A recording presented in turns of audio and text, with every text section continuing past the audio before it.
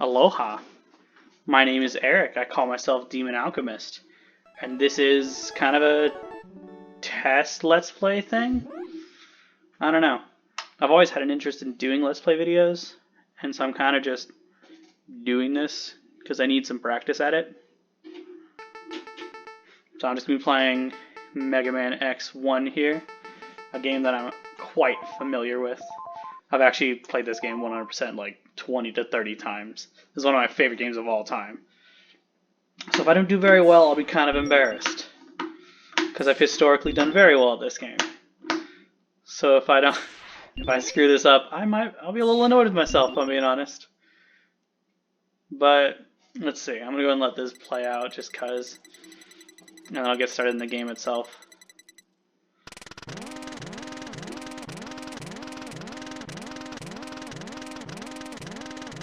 Fun fact, in Japan, Reploids are called Reploroids.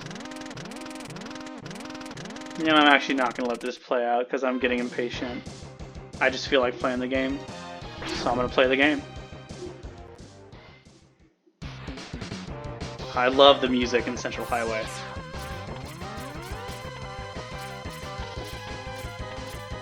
Ugh. I love this game. I'm just really happy to be playing it now. Even though I've already played this game 3 or 4 other times, just in the last couple weeks. But, I don't know, this feels a little different. I feel a little pressure to do decently, because this is actually going to go on the internet. So like I said, if I completely fail, I'll be a little annoyed at myself. Because this game is really not that bad. Like, I mean, obviously, like any Mega Man game, it can be really tough for newcomers. Because, I don't know if it's just because, like, the baseline difficulty is higher than a lot of games. I think part of it's that a lot of modern gamers don't have a whole lot of experience with classic 2D platformers. But, I don't know. Having played this game for quite a few years now, I don't consider it that difficult. But I'm not sure how really fair a perspective that is. At least compared to the rest of the series, it's certainly not that difficult. I think it's probably the easiest of the X series. X4 is also not that bad, but I think it's probably harder than this. I don't think it'd be fair to say that they're equal, or even that it's the other way around.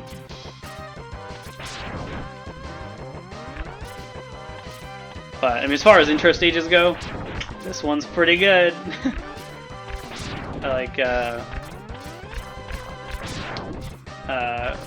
just the way that it teaches you how to play, which obviously I got from Egoraptor's Sequelitis video on this in particular. I have some issues with some of his other videos.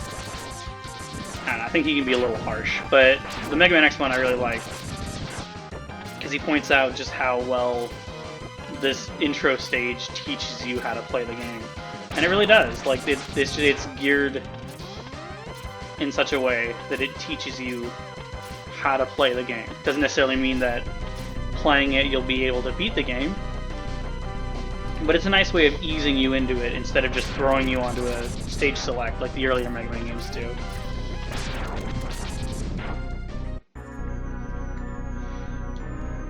But, so here's the first boss fight. Vile, known as Vava in Japan, which I think is supposed to be like Boba Fett, which is, it's obviously his armor is based on Boba Fett and Jango Fett.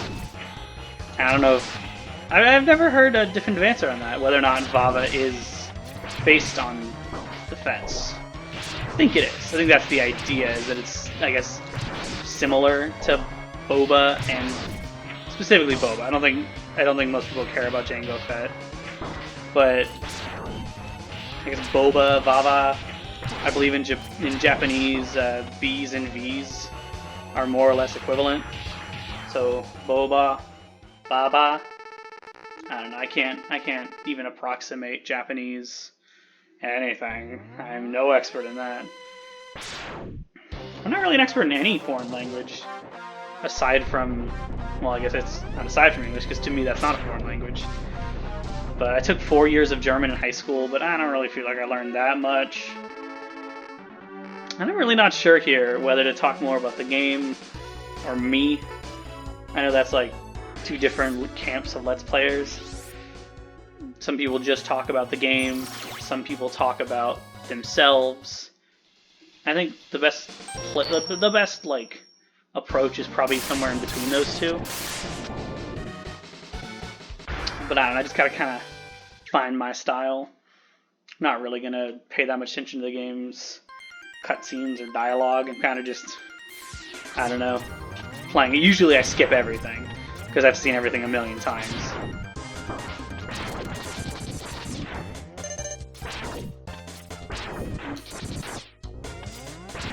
But a second ago when I played the game, I almost died to Vile, which is pitiful.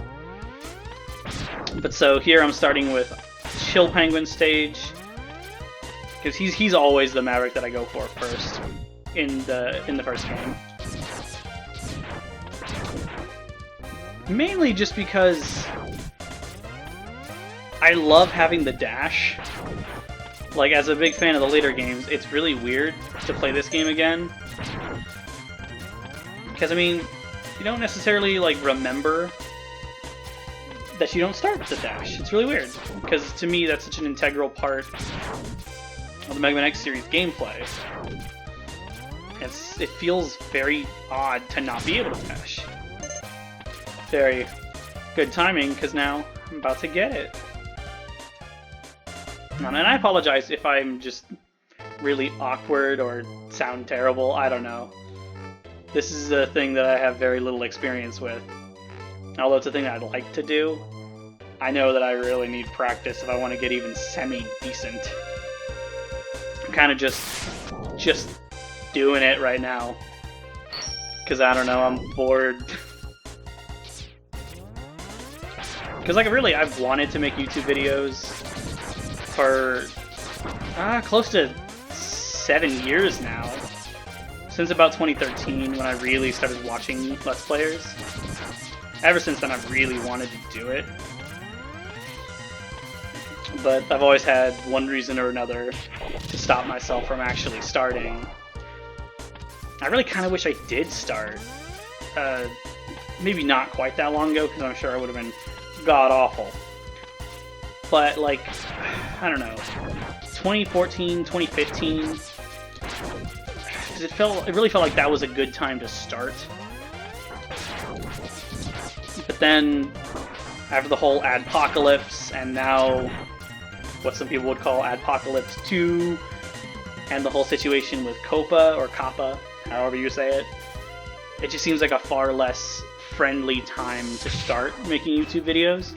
Seems like it's actually a good time to start doing stuff on Twitch, which is something that I would like to do at some point, either myself or with some friends. But I guess back to the game real quick. There was something I was gonna say. Oh, fun fact: in this game, if you dash and shoot at the same time, it does added damage. I believe that's only true for a regular shot. For a Lemon, shit. I do not believe that charge shots are affected by that. I actually didn't expect him to do that. I'm actually pretty happy with it so far. It wasn't great performance. I got hit once, which a purist would probably say is inconceivable. How could you get hit against Chill Penguin? But I don't know. I'm not like God tier. I just know the game well. But Chill Penguin's always a good place to start because of the dash boots. And then next, obviously the weakness order would tell you to go for Spark Mandrill. I don't do that. Not that it's a unique thing, but I always go to Storm Eagle second.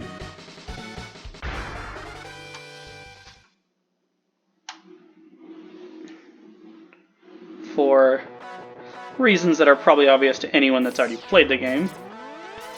Storm Eagle is, if not Chill Penguin, Storm Eagle is the one I would say is probably the second best one to start with.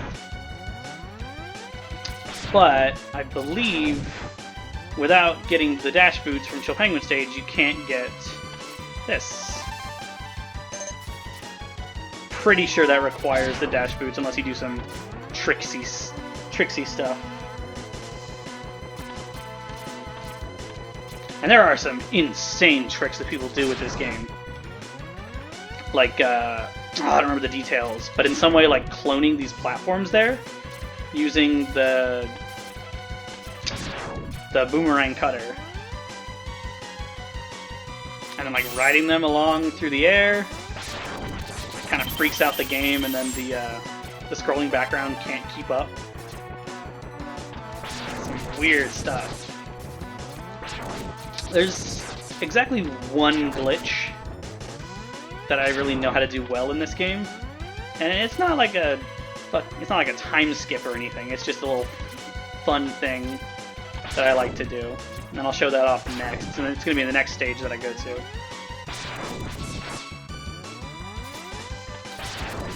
But I realize I haven't been talking about the game too much, and I guess I'm still not sure.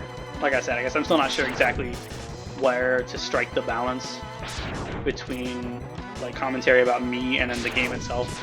Obviously, commentary about the game is probably a little more interesting, but I don't know. It's nice just to kind of ramble.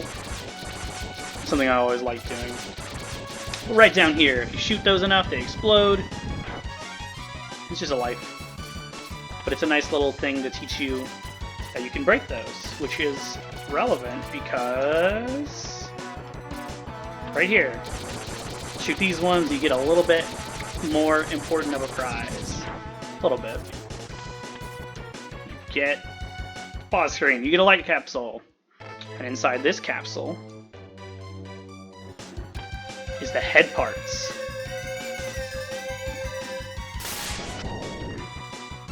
Which are very situational. Or is it which? Because I guess the upgrade itself is singular, but its name is plural, the head parts. So I don't know, but it's pretty situational. Whereas the dash is incredibly helpful and convenient. And basically necessary as far as I'm concerned. Well, actually, it's not just as far as I'm concerned. It's literally necessary. Unless you do some glitch or hacks, you actually can't beat the game without going to the... You can't beat the game without getting the light capsule with the light parts. Right here. Fun fact. Something that I'm sure it's pretty well known, but not everyone knows about it. If you come down here, you get a health upgrade. I should say, sorry. You get a health item, a weapon energy up, and you actually skip the door. You skip the shutter, which is weird to me. I mean, it's also just weird that this fight doesn't take place in like a box room. It's an open battlefield, which is really cool. It's not like exclusive to this game. I think this was the first one to do it in the Mega Man series, though. Because the next one I think of is Cloudman? That's his name, right? From Mega Man 7? Because his fight is also in an open area. And obviously there's some Mega Man X bosses later in the series that do it too. Oh shit, I didn't expect him to come from that side that time.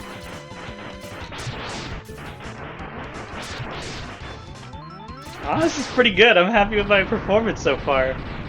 That was pretty good against Storm Eagle too. I only got hit, what, the once? Or twice, I think. Still, pretty good. And you might notice, after you beat Storm Eagle, the background starts scrolling vertically. Very fast! And that's because the airship that Storm Eagle controls is now plummeting down to the ground. I don't actually remember the name of that airship. It's something real dumb. Oh, I can't remember it.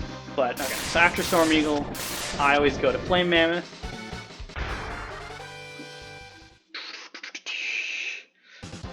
Which, he's the natural second one if you go to Storm Eagle first. But, I'm trying to think. The glitch I want to show off is in this level, but I'm trying to think if I want to do that first or second. I'll do it second, because I guess if you don't know the level, then you're not really going to get why it's cool. So I'll just go through the level normally for now.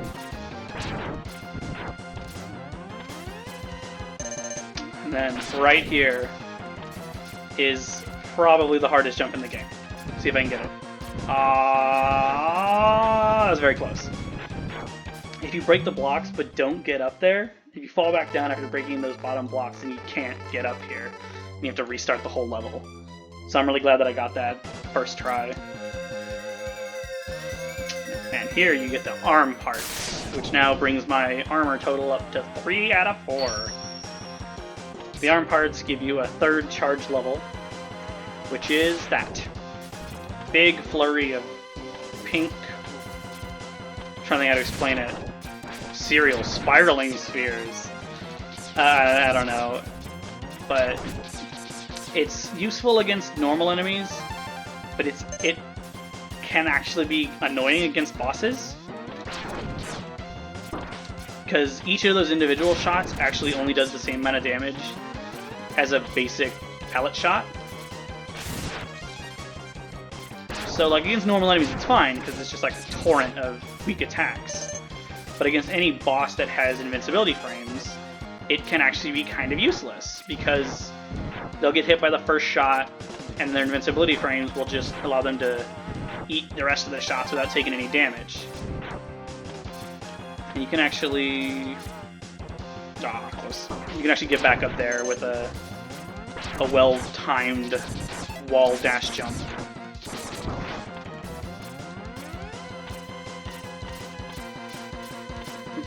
But now that I think about it, I think this might... I'm not a big fan of this, the latter half of this stage. It's kind of annoying, if I'm being honest.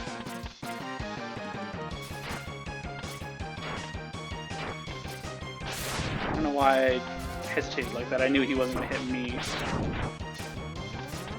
I actually don't know that... I realize I don't know the enemy names very well. Because these guys are basically a replacement for the Sniper Joes from the classic series.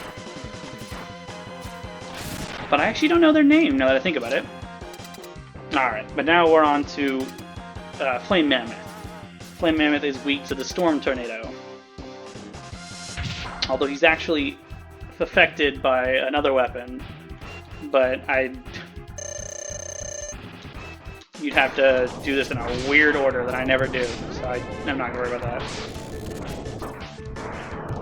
I'm not sure like whether to like not spoil things. Not that it really matters, but I don't know. I feel like I'm being kind of inconsistent.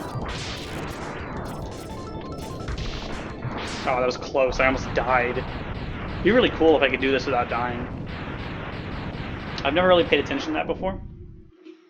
Like with in fact, the only real time I've ever paid attention to that is like Castlevania 1. Usually when I play Castlevania 1, I just play it, and then if I play it either until I just beat the game, or if I die, because usually I can beat the game without dying. Alright, but after Flame Mammoth, I'm actually going to go back to Chill Penguin, because there's an upgrade that I missed. Because, well, I guess I didn't miss it, but I couldn't get it because I didn't have Flame Mammoth's weapon.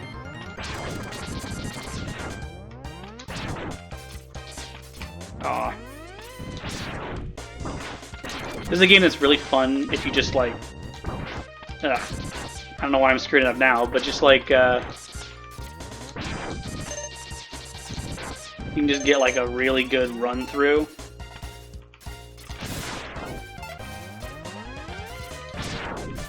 Like, it's really satisfying to kind of just blitz through it. You get kind of... When you play this game enough, you get kind of just like a flow, which is like the... I guess kind of like the Tetris effect. Kind of.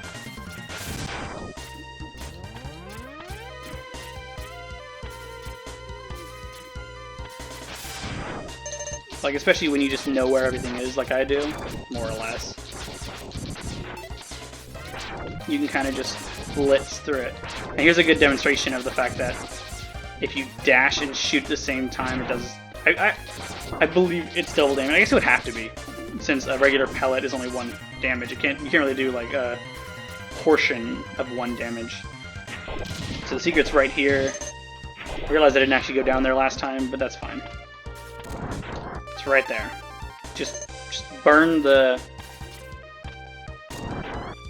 hanger? I don't know, like, what that is exactly, but burn it with the fire wave, and it drops a heart tank. But so as of right now, I've gotten every collectible in 3 of the stages: Chill Penguin, Flame Mammoth, and Storm Eagle. I almost said Storm Owl. But so next, actually continuing the weakness order for once. Gonna go to Storm. Don't know why I said Storm. Go to Spark Mandrill. Oh, another fun fact. Well, for on, real quick. Spark Mandrill stage is actually affected by the fall of Storm Eagle's airship. Because of that, the lights are flickering on and off. There are electrical hazards that are normally on the ground that aren't anymore. And some areas of the stage are a little destroyed. And actually, I didn't mention it, but in Flame Mammoth stage, the ground is normally covered in lava, but because I'd already beaten Chill Penguin, it's like frozen over. Which is a really cool feature of this game, is that what bosses you've beaten before affects certain levels. Not all the levels have like an alternate version, but at least half of them do. Maybe a little more than half. For this mini-boss, you really want no, I fucked up. But the Storm Tornado is what you want for this. Oh, why am I... Oh, I'm screwing this up. I don't know what I'm doing. I just tried to air dash. That's one thing that's a little weird coming back to this game, is that there's no air dash, which I use extensively in the other games. So it's weird to not be able to do it here. Because while I've played more of this game overall, recently I've played more of the newer games. Like, I have played Mega Man X4 8 times the last couple weeks. And I've played X5 like 5 times, I believe X6 5 times. And I've had a lot of time in my hands. Oh, what am I doing? This is... I haven't done the best in this stage so far. Oh, I guess I could also just be using the Storm Tornado. The Storm Tornado is kind of like the Metal Blade in Mega Man 2. It's kind of OP. And a lot of times you can just use it instead of your Buster. Because in most situations, it's better. It's way more powerful. It does tons of constant damage. And it's slow, but it gets across the screen. It's especially useful for like powerful regular enemies, and most mini-bosses are pretty weak to it too.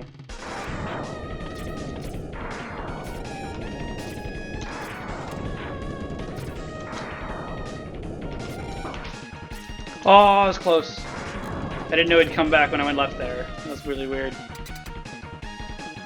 But so now, Spark Mandrill is one of the most well-known boss fights in this series, and not really for a good reason. Not that it's a bad thing, it's just, it is what it is. There's something called, oh, I messed up. There's something called Spark Mandrill Syndrome, which is basically the ability to stun lock a boss. And as long as you time it well here, it's pretty easy. They actually made it easier in the PSP remake of this game. In that one, they've removed his invincibility frames. You can just mash it, kind of, and you'll die really easy. I guess they were kind of leaning into the joke instead of making it a harder fight. But so that's now 4 stages down. I got the heart tank in this stage, but I could not get the other item that's hidden in this stage. Because to do that, you need a later weapon. Next is Armored Armadillo. And basically, after I go back to Storm Eagle and then Flame Mammoth, I just follow the weakness order, as you normally would. So like I did Spark Mandrill because he's weak to Chill Penguin, and now I'm going to Armored Armadillo because he's weak to the Electric Spark. And I actually know the names really well, because in the PSP version, Mega Man X shouts out the name of the ability as he uses it. So I heard Storm Tornado a lot, and the like And actually, what you might notice here is this is a classic Mega Man enemy. I know him most from Woodman stage in Mega Man 2. And they drop a lot of lives. Like, at least half the time they'll drop a life, and I guess I'm already full, but I believe its name is Baton, but it's useful for a particular reason that you'll see later. But this stage involves lots of, I guess it's a mining stage. The idea is that you follow mine carts, and there are enemies based on digging, I guess. In particular, here's one. Just digs away the ground.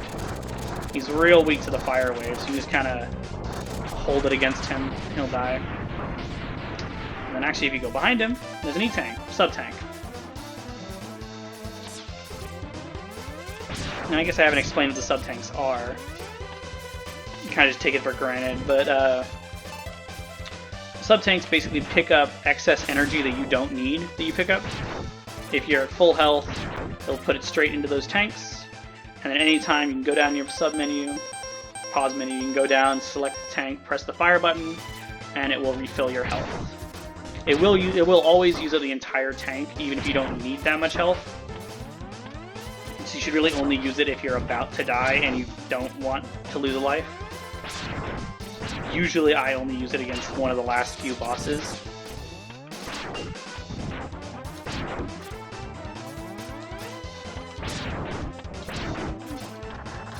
Oh, I messed that up. These areas where there are a lot of bats that you can just kind of like walk off screen to respawn are really good for grinding energy. In fact, this one right here is one of the best grinding spots in the game, in my opinion.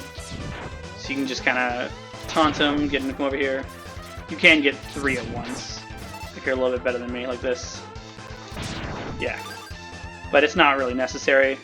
I did fill up my 3rd sub-tank though, so I guess it's good. And right here, it's another one of these, I believe they're called Mole Borers, or just Mole Boar. There's one in Mega Man X7 that has one of those names, and these ones have the other, I think. And actually, it's not just the Storm Tornado. Most of the weapons in this game are really useful. The Fire Wave is probably the 2nd best weapon in the game, if not the best, actually. There are a lot of situations where the Fire Wave is really helpful. It's not much to get up there right now, but later. Oh, I love the waterfalls in the background there. That'd be a cool wallpaper. But so now here's Armored Armadillo, with this really cool, like, depth background here too. Honestly, this game is really pretty. I tend not to notice it just because I'm so used to it, but it is really pretty. Oh, I messed that up. It can be tough to exactly time shooting and dodging between his shots here. Yeah. The first shot with the electric spark will knock off his shell, or his armor, I guess. Because he's Armored Armadillo, so he's got armor. It'll knock off his armor, and then that means you can shoot him even when he's rolled into a ball. He's still vulnerable. Because normally he would just deflect shots while he's rolled up. So that gave us the Rolling Shield. I skipped it, because I'm used to skipping everything. But so next, the one that's weak to the Rolling Shield is Launch Octopus. It's probably the hardest level. The hardest of the 8 Maverick levels, at least. I believe so. Still not that bad. It's got some tricky bits. Still not that bad, though. Especially if you use the Fire Wave. That's actually terrible advice. Because, oh, fun fact. If you're underwater, Fire Wave doesn't work. It's really funny. Just nothing happens. But Storm Tornado is just as effective here as it is everywhere else. This part I usually just jump over. I find those guys really annoying to deal with otherwise. These seahorse guys. And now is this mini-boss, who I usually just spam Electric Spark. It's definitely not the most effective way to do this, but I don't know, I think it's kind of the fastest. But because I use it all there, I'm going to have a little bit of a harder time coming up.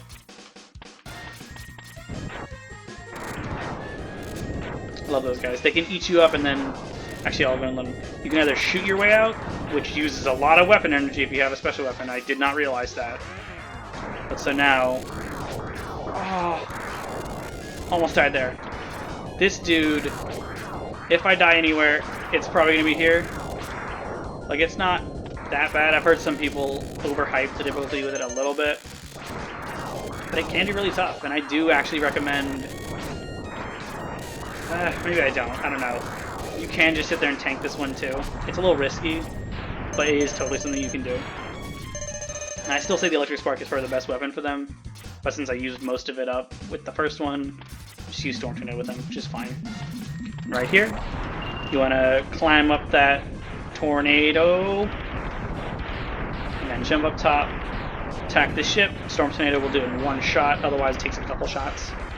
You come down here, bit of another mini-boss fight. This level's mini-boss central.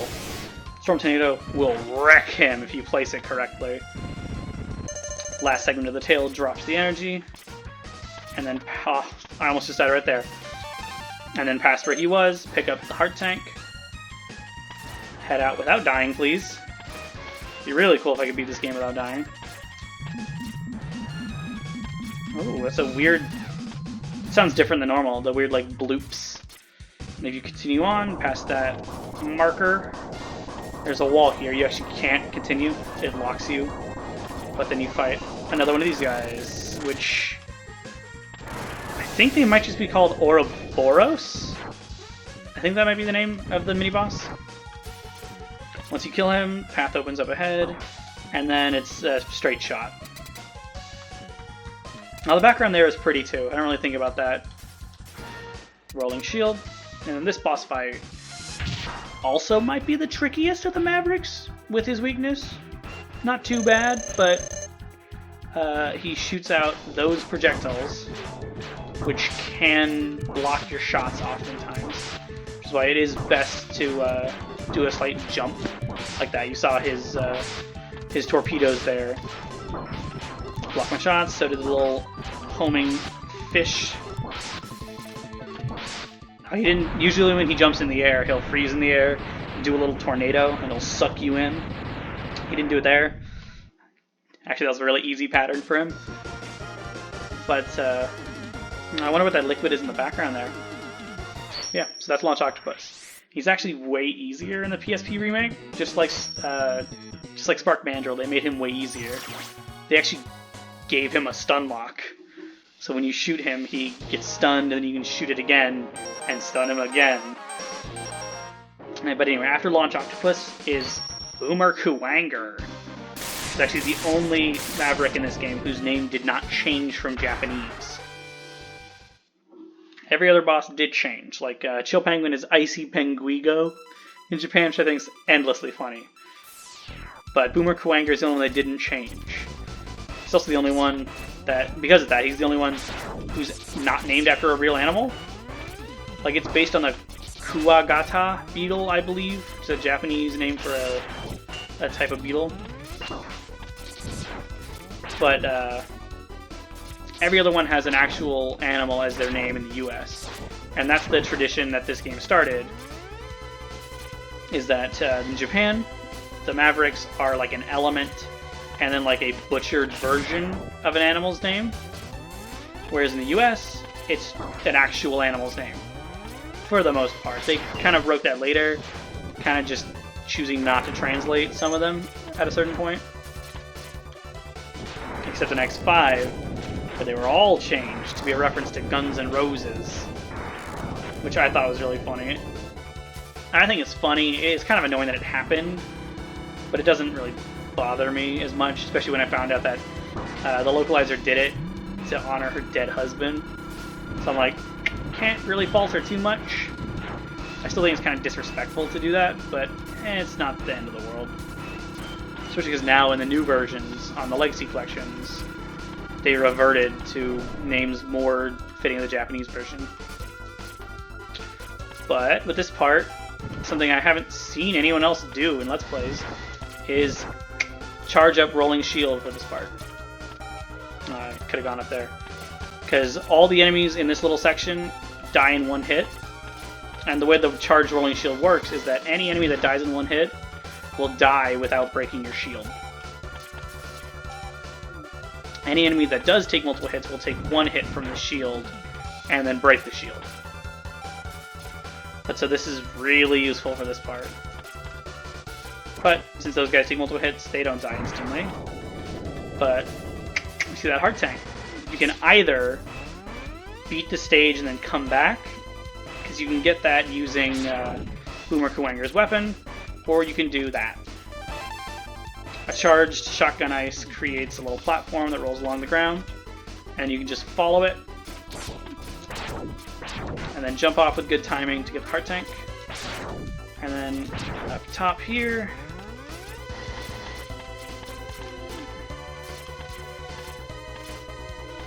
this is probably my least favorite stage.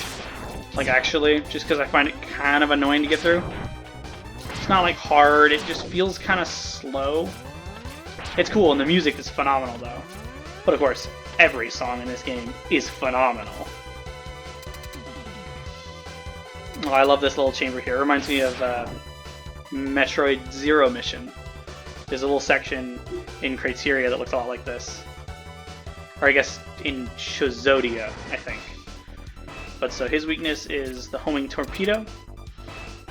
And the way that I usually fight him is not necessarily the fastest way, but it's definitely the easiest way.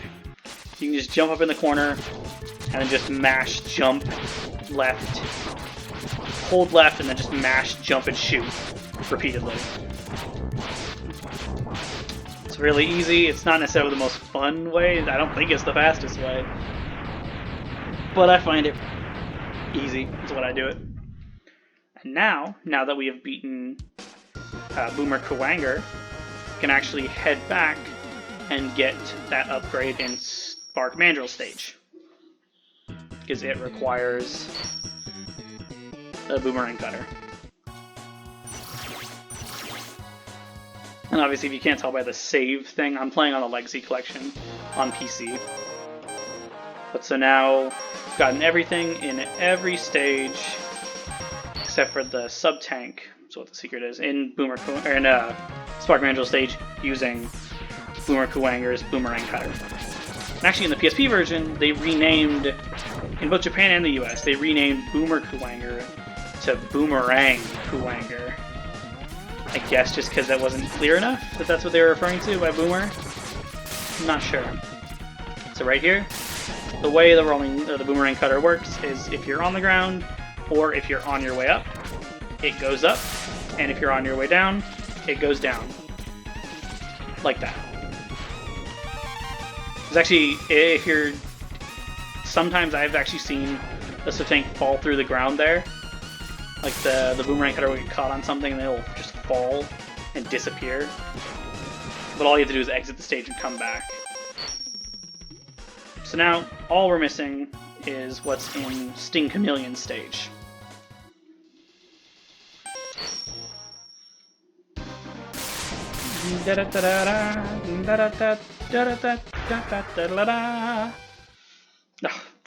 Love the music so much in this game. But this is kind of a... Actually, I'm not really sure what the theming is about with this stage. It's got the these lumber cutting robots, like Chill Penguin stage, and it's got these woodpeckers robots in some of the trees. But right here, there's two secrets. This one down here requires you to have completed Launch Octopus's stage. If you've beaten Launch Octopus, then parts of the stage will be slightly flooded, and then you need that to be true to be able to make that jump. Otherwise, it's impossible. And then there's this secret up here, which is really helpful. So some people actually come here earlier because of how helpful this is. But before you can find out what the secret is, you actually fight this mini-boss. I do not remember his name. Oh, I messed that up. But I believe he has the most health of any enemy in this game. I believe he has more health than any boss. I could be wrong. It could just be that the attacks only do 1 damage against him, I'm not sure. But he takes a lot of hits. It's not too difficult to avoid, but it is easy to mess up because of the way that his arm kind of staggers. This is one enemy that the Spiral Buster? What is it? Spiral Crusher? There's a name for the pink third charge shot. I'm not exactly sure what it is. But this is one part where it's fairly useful because he doesn't have any iframes. Oh, he hit me. Yeah, if he grabs you with the claw, he'll throw you against the wall. Otherwise, he'll just retract the claw or pull himself towards the wall, like that. Good time. But to do any damage to this guy, you have to hit him in the eye. Otherwise, your attacks will just plink off. Which is why, even though you could use some sub-weapons, like Storm Tornado, if you place the Storm Tornado too low, it actually won't deal any damage. Even if like the top of the tornado is on his hitbox, the bottom of his hitbox will block it. It's kind of odd. And here's the final armor part.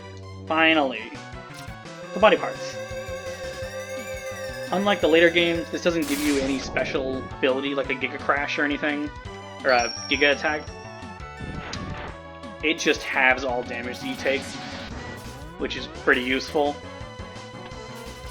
Which is why if you were doing like a Buster only run, which I've never actually completed, I would recommend coming here first, because I'm sure that would make a lot of the other bosses way easier to beat without their weakness. And while Sting Chameleon can be kind of tough without his weakness, he's not that bad. But as I was saying earlier, here's those woodpecker robots. I thought there were some in the beginning part. I was mistaken. Go on up here, take out that Sniper Joe-esque dude, get a life that doesn't do anything because I'm still a max. And then here you go, that's another ride armor. I didn't really acknowledge it in Chill Penguin stage, but this one's red for some reason. They operate exactly the same. You can dash, you can punch. Charging up doesn't do anything. Head up top to get that. Add a little more to my sub-tank. Squeeze in. Dash, punch, blah blah blah. If you actually run up on these guys without the ride armor, I guess it has to be off screen, I don't know. Then they'll actually be standing outside of the armor, which gives you a chance to steal it from them, which is really cool. But so now we're on to Sting Chameleon, whose weakness is obviously the boomerang cutter. Although this is actually a really fun fight to do without his weakness. Can be tough, like I said, but well, especially with all the upgrades that I have, not really for me. Oh, I messed that up. But if you're actually careful, then when he jumps to that exact height, you can actually, if you do better than that, you can actually kind of stun lock him. Not really, but you can just jump up and do that. Otherwise, you can just go back and forth and do this. I always forget that you don't have to jump to make the boomerang cutter go up. You can just do that. Makes it way easier.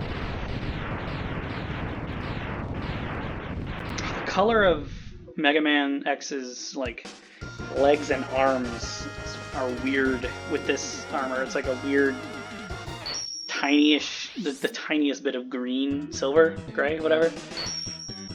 Anyway, from Sting Chameleon you get the Chameleon Sting, very creatively named. It's actually the weakness of Storm Eagle.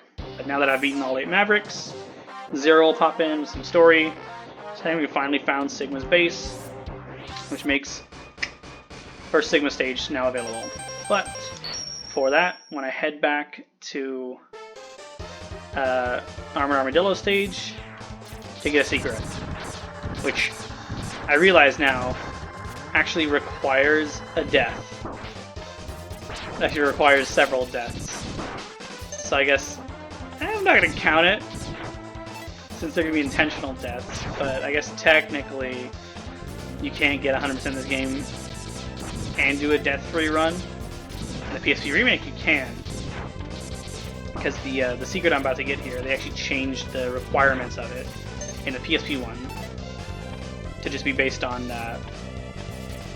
getting through the stage without taking a hit. And it's not the whole stage, it's just after the checkpoint.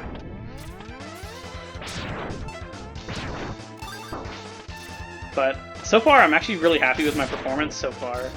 I've done pretty well. Did I just fill up my last sub-tank? I did. Cool. So basically, you just want to get through the stage.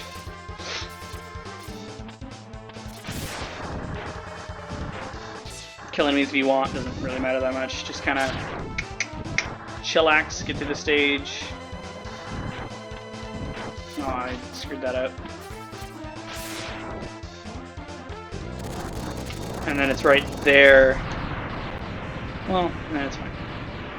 I'm going to continue forward. Do this. I would recommend charging up and grabbing this Chameleon Sting, because a charged Chameleon Sting actually makes you invincible for a short time, which I guess is supposed to be based on like chameleon camouflage. If you just go over there, jump up, grab the energy pellet. I don't know if you actually need to get the energy pellet, but get it just in case, and then jump off and kill yourself. Respawn, kill this dude, and do it all again.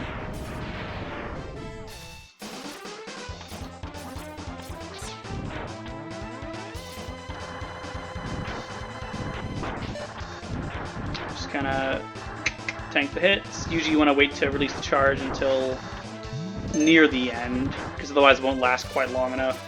You'll take a hit. Just jump off, kill yourself. You can actually, I think, exit the stage, restart, and then do it again, but there's no reason to when you can just kill yourself at the... Yeah, so I guess if that is true, then you don't have to kill yourself to complete the game, so I could have gotten a death-free run, but that would have required me, like, playing the entire stage like 4 times, which doesn't feel worth it to me. And then I might have to cut it, so whatever, it's fine. So just do the thing again, get up here, kill yourself. And this should be the last time. This should be the last time that I have to do this.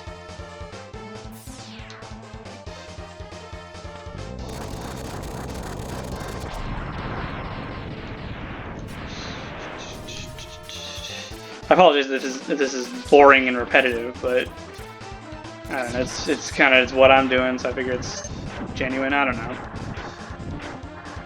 I don't have much experience with video editing, so I'd rather not have to cut anything out if I can avoid it. But so, pop up here. Finally, the capsule has appeared. You can just switch off in the pause menu to end the invincibility early. He's dressed in Ryu's outfit. Gives me a special present. And it is, as you'll see momentarily,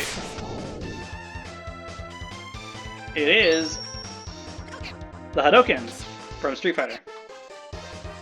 You input it the way that I believe you do in Street Fighter. I don't actually play Street Fighter. But it's down, it's basically quarter circle forward. And it deals 32 damage, which is equal to boss's health bars. So it's insta-kill against any boss that can be affected with it. But so with that, I'm going to exit. Yeah, then I think with that, I'm actually going to end this video here. I'll come back and do the Sigma stages at some point, but I think that's where I'll stop for now. So, for now, I've been Demon Alchemist, and I'll see you later.